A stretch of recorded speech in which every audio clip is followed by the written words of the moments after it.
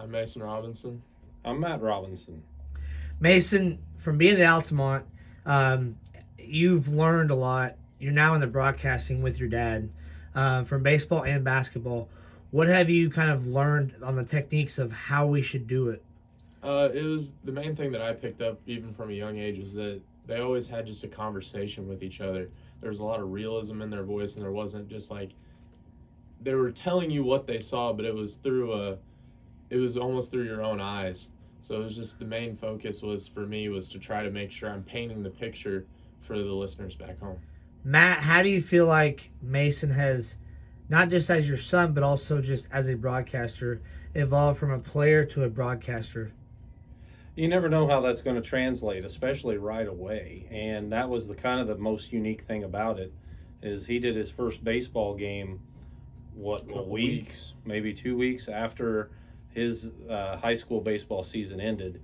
But he picked up on it right away. He brought a lot of the knowledge from the game uh, to the broadcast, and now that's extended to basketball.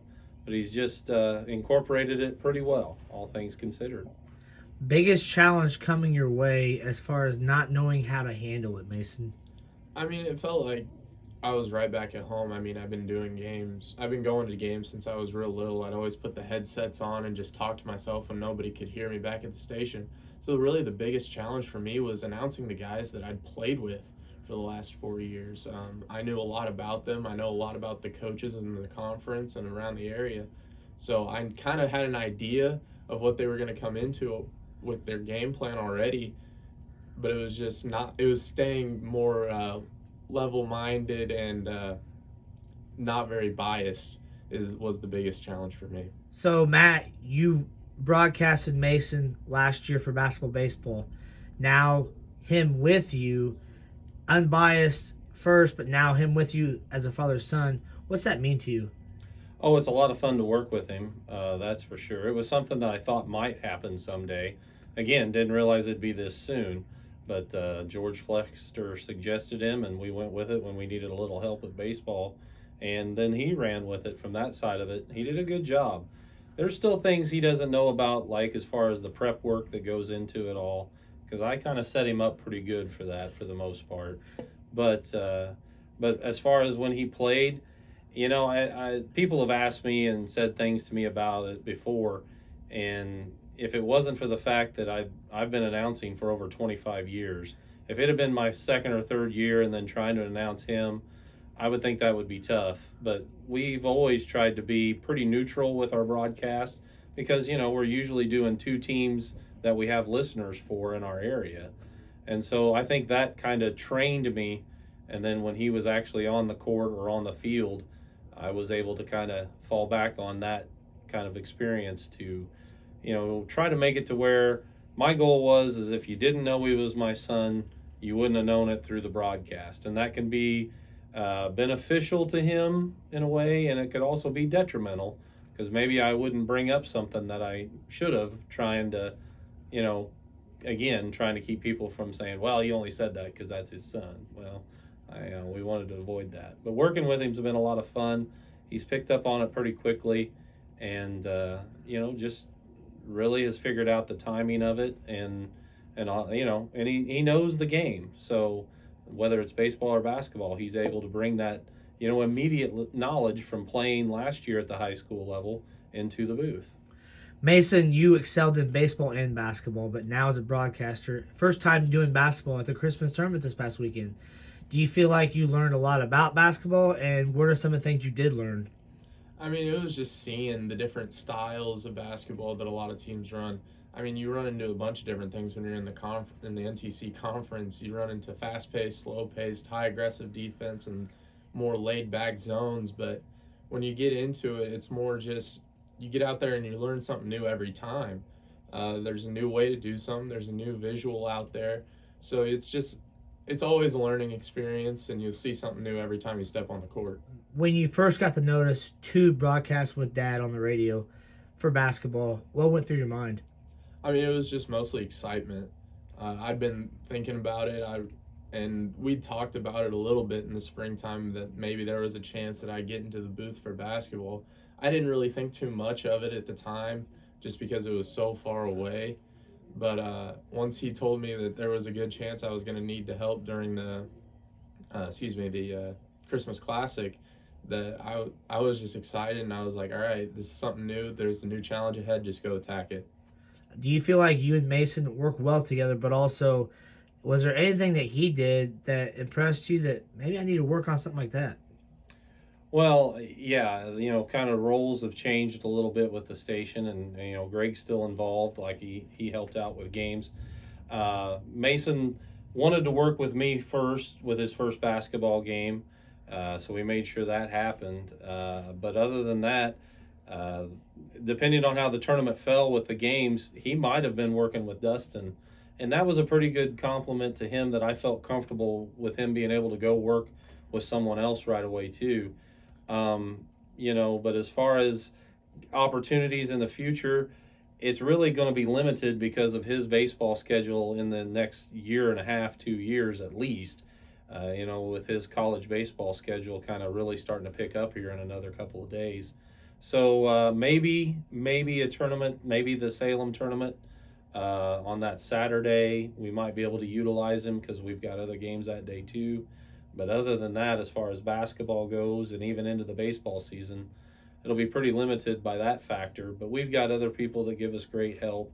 And so it's just one of those things that's just trying to choreograph everyone's schedules to make it work. Your wife and your daughter, I mean, what type of support has your family supported you in this? Well, going back, I've been announcing games since before Ann and I got married. So she's always known it's been a part of my life, and she's super supportive of it. And when the kids were younger, I mean, she was the one taking care of them at home while I was off all those nights. And that meant, that I'd missed some of Molly's games, missed some of Mason's games at his younger years. And she had to take care of all that, plus everything else that goes with it. To have him up there, announcing with me, it was neat for them. They all listened, including my mom and dad, and my wife's mom and dad, and just everybody in the family. Yeah. They would listen either online, or if they were close enough, they'd pick up the radio broadcast. And so it's neat to have that. And, it's been nice. The people have been very complimentary of him being a part of it. And so it's just been a fun experience all around. My friend of mine who I went to Lakeland with, who's from LA, who lives in Argentina across the country now, and then also a friend of mine from Seattle, they both listened via the app this weekend in the Christmas tournament. And they're like, Mason, wait, isn't that Matt's son? Like, they were like, man, Mason's really good at this. But being able to reach a big audience like that, I mean, what does that mean to you both? Okay. Well, the app and being able to broadcast like that, it means a lot. And it means a lot to me when I especially think of people who have left the area, especially young kids, I call them kids, that just graduated high school. Maybe they're in the armed services, maybe they're in college off somewhere else. They have an opportunity during the NTC tournament or whatever to kind of get a taste of home with the Christmas Classic, that sort of stuff as well. And so I always find that the neatest aspect, and every once in a while, we'll hear a note from somebody in the military that said, I'm overseas, but I was able to catch it, and that sort of thing. So from that broad aspect of it, I mean, obviously our focus is on the listeners here in the community, and that's where the bulk of it is. But you do get people outside the area that are paying attention, whether they were natives of the area and left for whatever reason, or if, they have told them about, hey, this is pretty good entertaining stuff we've got going on with the high school teams in our area. They're paying attention to it. So from that standpoint, I think that's the neatest thing about getting out and in beyond what our listeners would normally be able to hear with just the radio broadcast. Yeah, and I think the coolest thing about it from my side of it is I mean, a lot of people have heard my name, and it's cool that people bring it up, but that doesn't really affect me one way or the other, just because I'm trying to do the best I can for everybody back home. And I think the app helps like he said, it reaches everybody anywhere. Like Molly, my sister, she was in Mexico while I was announcing, but she was able to pick it up via the app. So that was what really tipped it off to me that the app is a really crucial part for the listening audience, and like he said, anybody anywhere can pick it up. Now that you both, the first baseball game you guys did last year was T-Town Father McGivney at sectionals last year in Breeze Central, and then of course basketball here at the Christmas Classic at Effingham High School. Which is your favorite to do together? Ooh, together. Together, go ahead. I like doing baseball more. I'm obviously a baseball kid. I'm going to college to play baseball, so I enjoy doing baseball. It's a little bit easier on me. It's a bit slower, easy to keep up with, and I feel like I do have a little bit better background knowledge of the game, so I feel like that helps me overall. In general, my favorite of the two sports, which is kind of a 1 and 1A. I mean, they're right there together. But I would choose basketball. I like the up-tempo pace of the game. I like always having something to say rather than sometimes baseball can be a little slower and, you have to kind of invent some, not really invent, but you have to, make sure you're extending what you say.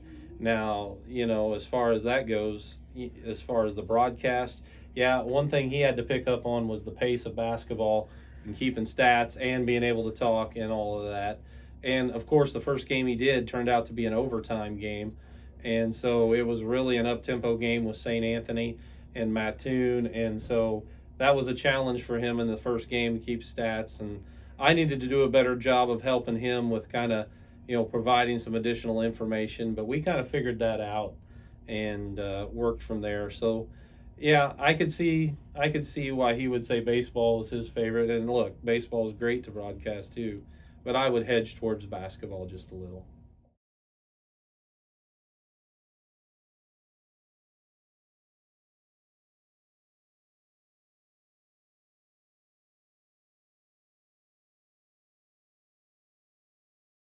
The Effingham Topless Christmas Classic. I'm Matt Robinson. Sitting to my right is Mason Robinson. As we're getting set to a matchup between St. Anthony and Mattoon.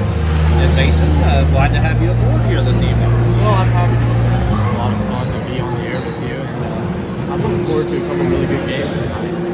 It really should be a lot of fun. This tournament always seems to find ways to match up good quality opponents, and especially in this opener. St. Anthony comes in with a record of 2-2, Mattoon 5 and 6. We've seen a lot of improvement over Mattoon from last year to this year, and even within this season, from the outside looking in at the Green Wave, I really like what I've seen so thus far. I don't think conditioning is going to be a problem at this point. It doesn't look like it. How many games have you two done together, and favorite game so far? I'm pretty sure we've done 9 games together. My favorite game that we've done was my first basketball game. It was St. Anthony Mattoon. It went into overtime.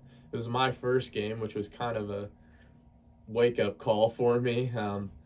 But yeah, that was my favorite game. High-paced, a lot of action, just a fun game to announce and watch. Yeah, we just answered another question with baseball is his favorite to broadcast, but he says basketball was his favorite one that we've done together.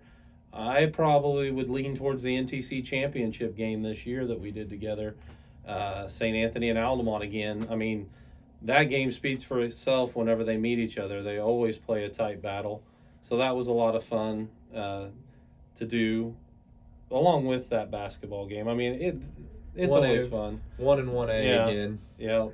But, the fact that, again, he had played with all of those guys literally as his teammates on both sides of the field, because he had played with some kids from St. Anthony over the summers and stuff too. So, that was kind of special to me too. So that's why I enjoyed that one, along with the game was just really good again. As a former player, but also now as a broadcaster, being so unbiased when it comes to Altamont St. Anthony, how do you do it? It's just one of those things that kind of like he did with trying to make sure that nobody figured out that I was his son through the broadcast if he could. It was kind of one of those things that I tried to take that and just spin it a little bit. I tried to make sure that if you didn't know I was from Altamont already, you wouldn't find out. Now, it's kind of tough to do that because most of the people listening from that game were probably Altamont or St. Anthony. As soon as they heard the name, they knew. But I just tried to go into it with that mindset of just, if you don't know I'm from Altamont, you won't figure out that I'm from Altamont. Try to keep it pretty even on both sides with compliments, and if someone did something wrong, I'd try to speak my mind about it a little bit, but just kind of that mentality. There was one play in particular in that Altamont St. Anthony game, though, and he's smiling because he knows what I'm talking about. I'm doing the play-by-play on the pitch, and Caden Miller's batting for Altamont, and he hit a ball a ton, basically to dead center field. And Bo Adams winds up making the catch as he literally flips over the fence in center field. But when the ball was hit, kind of under his breath, but kind of just loud enough that you can maybe pick it up, he says, "Go ball." And that's something he would have said as a teammate of Caden's, because he hit the ball well and he wanted to see it go. I wanted to see it leave. Yeah, and it did. It's just that Bo Adams made the craziest catch I've ever seen in high school baseball. Best high school catch I've ever seen, as he flipped over the fence. And then he mentioned it. He's like, in the commercial break when the inning had wrapped up, we were talking. He goes, I said, don't worry about it. I said, all you do is when St. Anthony hits a ball well or makes a good play, you do the same type of thing. Because we're rooting for the game. We want to see good plays on both sides of it. And, that's essentially what he had done. And then he did do the same thing. St. Anthony hit a ball that was just foul. I think it was Bo again. It was Bo. He hit that one screamer down the line. That was just foul. But we're like, oh, there, we get excited about that too. And so, that's a part of it. But there's no doubt that there was some, just a little bit.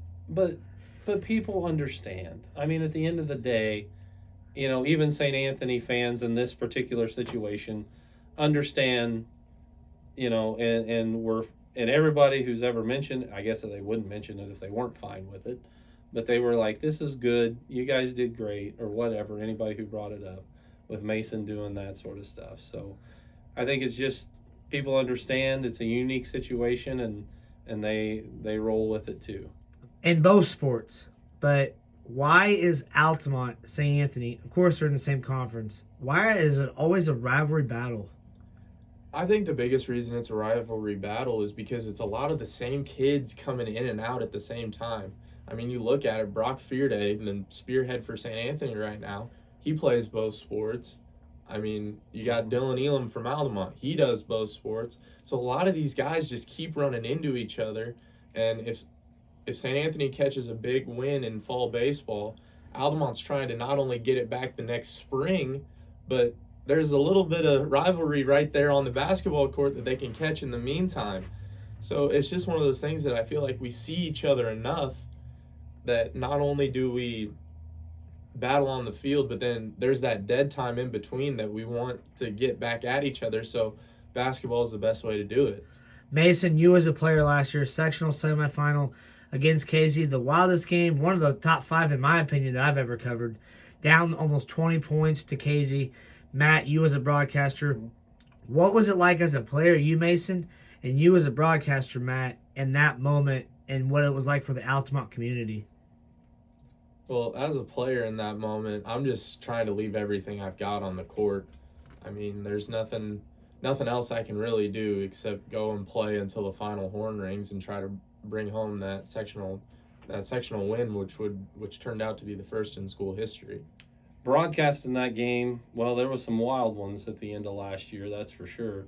And I remember it was in the third quarter. Altamont called the timeout after they had hit a 3 to put them up 19 or 21. I can't remember which it was. I think it was 19. But maybe 20. It was in that somewhere range. In there.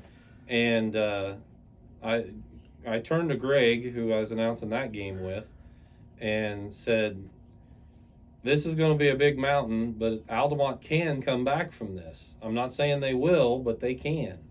And then Logan Cornett hit a 3. Mason hit a 3. Avery hit a 3. And all of a sudden, Altamont's back into this ball game. And then they just kind of kept chipping away, and the momentum kept building. Now, I've been at the NTC tournament back in the days when Teutopolis and St. Anthony would square off, and that gym was packed literally to the walls, standing room only, and loud.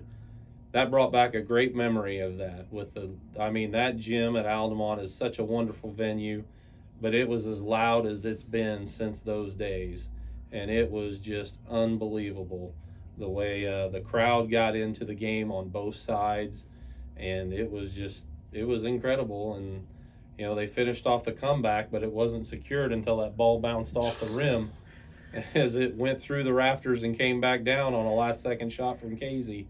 And I couldn't believe it made it through the rafters and then almost went in from literally basically full court. Baseline to baseline. Yeah, as he grabbed a rebound right on the box and threw it to the other end. But like you say, you don't really even absorb as an announcer. You're just so focused on bringing the game to the listener that, in a way, I don't absorb it as a parent or as a fan until afterwards as much. So, but it was certainly unique. It was a lot of fun.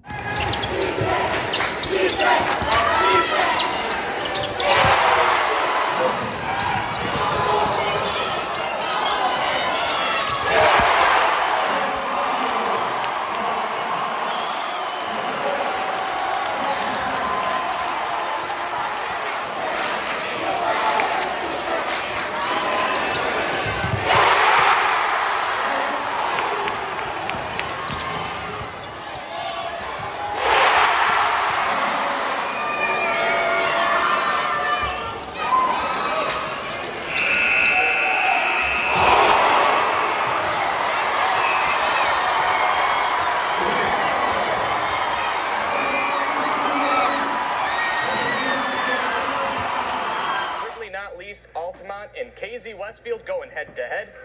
How about Rep King Media giving us these highlights? Jackson Parcell gets it on the wing and lets it fly from downtown. Bang! And Parcell would keep firing away, this time from the corner. Going to knock in this triple. And KZ had a 39-19 lead in this one, but Altamont storms all the way back. Avery Yarhouse brings down the house with that tying three. Then Mason Robinson full steam ahead, and just like that, Altamont leads, and they end up winning a thriller of a game, 61-59. Mason, from when you were young to where you're at now, and Matt, from when you started broadcasting 25 years later to where you're at now, how much has the sport of baseball and basketball changed? Well, I think the biggest thing is that everybody's getting better from a young age. I think people are coming into the game more prepared than what they were maybe 5-10 years ago. So I think that it's just, you look at a team and you're like, okay, they've got 3 freshmen in their starting lineup for baseball. Well, those 3 freshmen could be potential Division I athletes or recruits in about a year. So I think it's just one of those things that everybody's getting better at a younger age that's causing the most change. There's obviously been a lot of rule changes over the years, and like this year with the bonus situation essentially out of the big game of basketball where you got the 2 free throws. I mean, that sort of stuff, it does happen. They're talking about the shot clock maybe coming in a couple years, changes like that. But he brought up a very good point. The bigger, stronger, faster with a lot of these kids and athletes nowadays, the coaching style and the coaching ability has gotten better. It seems to me like, especially in the area from when we start, baseball is rapidly improved across the board. Our area is now known as kind of a baseball powerhouse in 1A, and then obviously with Totopolis in 2A. And I think you see that carry into Effingham as well, finishing at state with a 4th place run at state. A high tide just raises all ships. And so if you want to be good, you've got to put in the effort. Coaches and schools and teams and athletes are realizing all that. And I think it's just making everybody better. I mean, look, volleyball, softball, baseball. We've got elite track athletes. We've got great basketball teams. And, and other sports are picking up steam as well in the area. Golf. So, I mean, that's what you see. Everything's improving, more options, and kids are just, in general, I say better athletes, physically, because of what they train for, like he said, at a younger age. My favorite part about being a broadcaster is just going out and seeing really good competition every night. You go out and you go see just about any team in the area, and they're going to put up a good fight no matter who they're playing. We keep going back to it, but my first game was an overtime game with St. Anthony and Mattoon. So it's just one of those things that it's a lot of fun to get to go broadcast high-quality games and high-quality teams. One of my favorite parts of it, and this is something that he will realize if he continues to do this sort of stuff, is that a lot of it is still the people that you get involved with and that you meet. I've been fortunate enough to meet several athletic directors, several coaches, to where I can, see them out in the community and walk up and say hi. That's something that, I value, I appreciate. But it extends to like referees, umpires, whatever the sport is. You get to talk and interact with these guys, and you realize that everybody's so passionate about it. And that's what I hope everyone appreciates, that, from a broadcasting standpoint, we're passionate about the sports that we're covering, but the referees are as well. The coaches, the administration at the schools, they're trying to put the kids in the best situations that they can. And the officials are doing the best they can to make sure the game is upheld and really brought forward in a great way. And, it's just fun to be a part of that. And you meet a lot of genuinely good people that you wouldn't have the chance to meet otherwise. And then as far as working games with him, the favorite part about it is just the fact that it's fun. And he does a good job. I was a little concerned, especially in basketball, probably more so than baseball, just because of the tempo of it. If he would be able to kind of keep up with the stats and then be able to also provide good insight. Well, the insight's there on the sports. He does a good job with that, and he brings up things that I didn't think about at times in the broadcast, which is always good. And then he had an enthusiasm for it, and it really came through. So that was all part of the excitement to work with him. But my first basketball broadcast and first sports broadcast was also at the tournament. It was at NTC tournament in Altamont. It was the consolation game. I cannot tell you who was in that game other than to say most likely Altamont was in it, because I was there, and that was 1996 is what we narrowed that down to. Wasn't even sure of that a few years ago, but by talking to some other people to try to narrow it down, I knew I was in college and just this, that, or the other. So we figured out it was 1996 for the NTC consolation game and third place game. I did that. That got me started. What makes you two so unique? Well, from a broadcasting standpoint, being father and son, it doesn't happen all the time. It has happened, but people have asked me, about broadcasting and whatever, and I've always said it's something that you can either do it or you can't. And you can learn to do things. You can go to school and you can definitely perfect your techniques, or at least work to improve them all the time, and that's what you should always be doing. But I think there is an element to where you're comfortable on the air, you're comfortable describing things, and I guess if there was something that makes me/us unique, I think that we both have that in us. And whether he picked up on that over the years of being dragged along and, grade school and junior high to games that he got to watch while we were doing games, that sort of thing, I don't know. But I think that's what kind of makes it unique to be able to broadcast games. Is, like I said, there is a degree of whether it's just something you can do or something you can't. And I think we've both been blessed with that. What would you like to say to the community, not just from around here, but people overseas that are tuning into you guys, and maybe they don't know, and now they're seeing the faces of you guys now too? Well, I got a face for radio. That's the first thing. So that's probably why I've focused on that over my career. But no, it's such an honor, a pleasure, so much fun to be able to be involved with the sports this way and to continue to do it that way. Folks in general are very kind, and complimentary, and that's always nice to hear. And then, of course, kind of being the unique situation with adding Mason in, that's kind of brought a little more energy and excitement to that sort of thing too. And the people are really receptive to us, and it's just, like I say, we've got a great product, so to speak, that we're bringing out there with all the high school teams in our area being so competitive across the board in all the sports. And it's just an honor to be a part of that kind of community and to be able to bring games.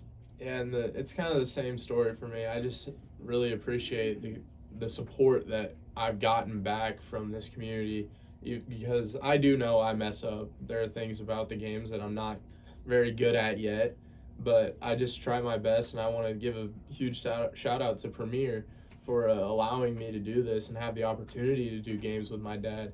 It means a lot to me, and it's one of the things I've looked forward to since I was a little kid. Mason Robinson, Matt Robinson, the father-son duo.